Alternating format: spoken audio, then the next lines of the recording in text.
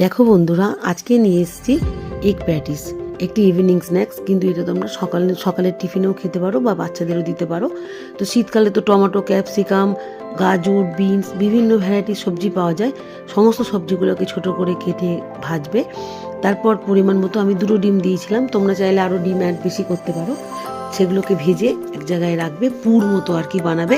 এবার হচ্ছে চিজের স্লাইসগুলোকে আলাদা করে কেটে রাখবে। আর একটা বাটিতে অবশ্যই একটুখানি কর্নফ্লাওয়ার আর তার সঙ্গে হচ্ছে গাওয়া ঘি অথবা সাদা তেল তোমরা মিশিয়ে একটা বাটিতে করে আলাদা করে রাখবে।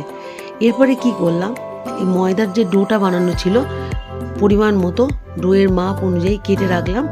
কেটে ওই পুরটা ওই ময়দাটার মধ্যে দিয়ে ওটাকে জাস্ট একটা ফোল্ড করে নিয়েছি। আর দেখো ঠিক এইভাবে ছুরি দিয়ে কেটে নিচ্ছি। খুব সোজা রেসিপি, সবার খুব ভালো লাগবে। একবার শুধু বানিয়ে খেয়ে দেখো, খুব অল্প তেলে রান্না হয়। আমি তো বাটারে করেছি, তোমরা হালকা সাদা তেলেও রান্না করতে পারো। তো এইভাবে জিনিসটাকে ফোল্ড করবে, জাস্ট একটা ডো নেবে, ডোটার ভেতরে পুরটা দিয়ে দেবে। তারপর ডোয়ের এক দিকটা হচ্ছে রেখে এরম করে আমি বিনুনির মতো করে আর কি প্যাটিসটা বানিয়েছি। এরপরে ওর উপরে যে ব্রাশ দিয়ে আর কি ওই কর্নফ্লাওয়ার আর ঘিয়ের যেটা মিশ্রণটা বানিয়ে রেখেছিলাম ওটা দিয়ে তারপর আমি সাদা তিল অ্যাড করে দিয়েছি। দেখো কি সুন্দর দেখতে লাগছে, একদম দোকানের মতো না, ঘরোয়া পদ্ধতিতে যতটা ভালো করা যায় ততটাই চেষ্টা করেছি। এবার ফ্রাই প্যানের মধ্যে বাটার নিয়ে নিয়েছি, তোমরা এখানে সাদা তেলটাও অ্যাড করতে পারো, কোনো অসুবিধা নেই। তারপর ওর ওপরে দেবে তোমরা হচ্ছে প্যাটিসগুলো সাজিয়ে। তারপরে ওই প্যাটিসগুলো যখন দিয়ে দিলে গ্যাসটা একটু সিমে করে দিয়ে প্যাটিসটা ঢেকে দেবে।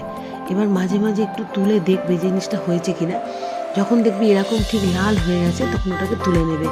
একদম খাস্তা হয়, ভীষণ ভালো খেতে, আর খুব অল্প তেলে রান্না হয়। অবশ্যই তোমরা বাড়িতে একবার বানিয়ে দেখো বন্ধুরা।